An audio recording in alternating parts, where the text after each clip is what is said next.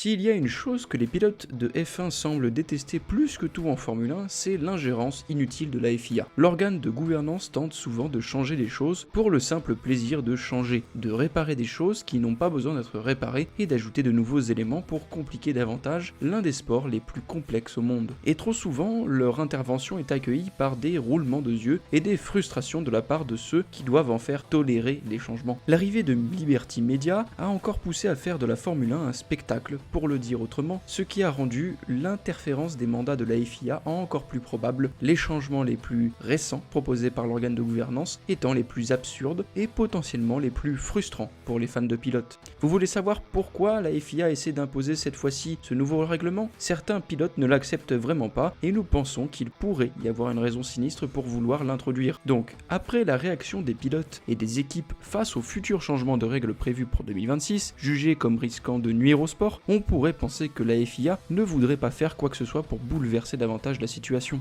La dernière idée proposée par l'organe de gouvernance est celle qu'une course de sprint de fin de saison pour les débutants afin de donner aux jeunes pilotes une expérience compétitive. Cela revient essentiellement à une course de F2 avec des voitures de F1, sans pilote expérimenté pour faire office de comparaison. Un week-end de travail supplémentaire pour les équipes où les jeunes pilotes inexpérimentés sont jetés dans des machines beaucoup plus complexes et puissantes pour un événement totalement sans enjeu que personne ne regardera à moins de suivre déjà les catégories juniors. Vous me pardonnerez si je ne suis pas particulièrement impressionné par cette idée, mais ce n'est pas seulement moi qui trouve cette ingénierie sans inspiration complète redondante. En effet, le plus grand fan et supporter de la FIA, Max, a trouvé cette idée entièrement insignifiante et presque irrespectueuse envers les futurs pilotes débutants. Comme il l'a dit, ce n'est pas mon problème, je suis en vacances. Je ne pense pas que tout le monde soit excité à l'idée de faire une autre course le mardi après la course finale. Si vous voulez donner une chance aux débutants, mettez-les simplement dans la voiture. Et nous devons dire que nous sommes absolument d'accord avec Max, pour des raisons que nous n'aborderons plus tard. Cela dit, l'idée n'est pas complètement dépourvue de mérite, car elle offre une occasion supplémentaire aux pilotes jeunes de se familiariser avec les voitures de haut niveau dans une situation plutôt de cours.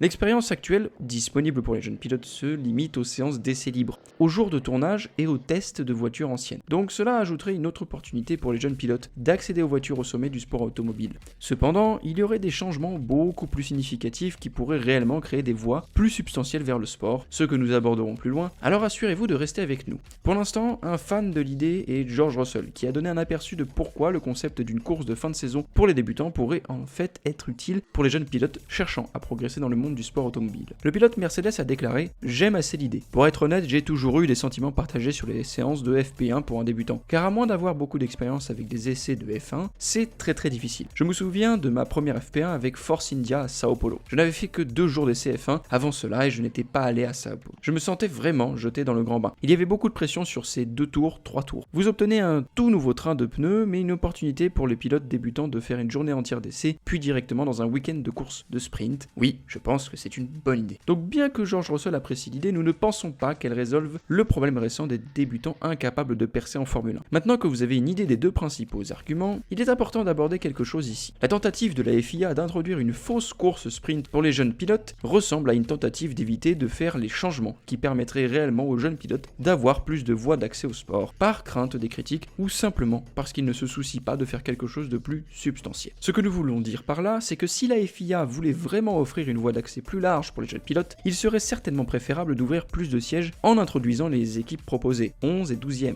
La gestion catastrophique de la tentative d'André justement, a vu la meilleure opportunité pour la 11e équipe échouer, avec Ben qui changeait d'avis pour son soutien ou non, malgré lui ayant donné le feu vert pour rejoindre le sport. L'affaire est devenue très compliquée. L'idée qu'une course après la fin de saison serait la meilleure manière d'intégrer les jeunes pilotes dans le sport est franchement embarrassante et complètement irréaliste. Et tout cela semble être pour la forme si vous me demandez. La course ne serait pas regardée par des personnes qui ne suivent pas déjà la F1 ou la F3. La course serait un sprint, ce qui signifie qu'il serait à peine intéressé pour les équipes de se rendre sur le circuit. C'est une façade complexe et un manque d'engagement envers les jeunes de l'avenir de la F1. Cette saison, la F1 n'a eu aucun débutant pour la 2e fois seulement depuis 1951. Et cela était dû au manque de place. Certains des moments les plus excitants des 2 dernières saisons ont été les courses de remplaçants de débutants, où Bierman et Colapinto et Lawson ont réussi à se montrer lors d'un week-end complet de F1. Maintenant, imaginez que leur début en F1 ait eu lieu lors d'une course d'exhibition de fin de saison. Je me permets de dire que ces débuts auraient eu beaucoup moins d'impact que leur entrée soudaine et bien exécutée dans la compétition. La tentative d'André de rejoindre la F1 a permis de refuser 2 sièges supplémentaires sur la grille, ce qui aurait pu offrir soit une place dans une équipe existante via le déplacement de pilotes, soit l'opportunité pour de jeunes pilotes de rejoindre directement une 11e équipe. Et dans un plateau où les équipes débutent dès l'âge de 17 ans, nous voyons actuellement une grille où les nouvelles opportunités ne sont pas susceptibles d'émerger pour que davantage de jeunes accèdent au sport. Les places qui émergeront dans les années à venir ne seront probablement disponibles que si les pilotes actuels connaissent une chute de forme ou se retirent eux-mêmes. Mais même cela ne semble pas imminent avant les nouvelles régulations de la saison prochaine. Nous verrons Bierman, Doohan et Antonelli entrer dans le sport. Bierman étant le seul pilote avec une expérience F1 active grâce à sa performance de remplacement cette année. Liam Lawson a constamment été pressenti pour avoir un siège l'année prochaine par Helmut Marko et Red Bull. Cependant, cela n'est pas confirmé. Il reste encore méritant pour un siège depuis plus d'1 an maintenant, mais actuellement toujours sur la touche en raison des problèmes de hiérarchie et de bureaucratie de Red Bull. Colapinto a eu une course impressionnante après avoir remplacé Logan Sargent chez Williams et cherchera à reproduire la stratégie de Liam Lawson en étant un remplaçant incontournable. Et 9 manches à travers certaines des courses les plus exigeantes de la Formule 1 créent la plateforme parfaite pour ce qu'il présente comme un pilote de calibre F1. Tout cela est très bien, mais quand on considère que la grille devient de plus en plus jeune et que les pilotes courent maintenant jusqu'à 40 ans, il est juste de dire que les places que les 3 ou 4 nouvelles entrées rempliront ne s'ouvriront pas, sauf pour de très mauvaises performances de débutants. Le nombre restreint de sièges, uniquement restreint en raison des équipes, ne voulant pas laisser une autre équipe rejoindre la grille, combinant avec la grille devenant plus jeune, signifie que cela rendra encore plus difficile l'accès à la Formule 1. Et ajouter un étrange événement de fin de saison ne résoudra pas ce problème. Pour tous les discours sur la volonté de créer un chemin vers la Formule 1, notamment en offrant plus d'opportunités à des personnes de tout horizon,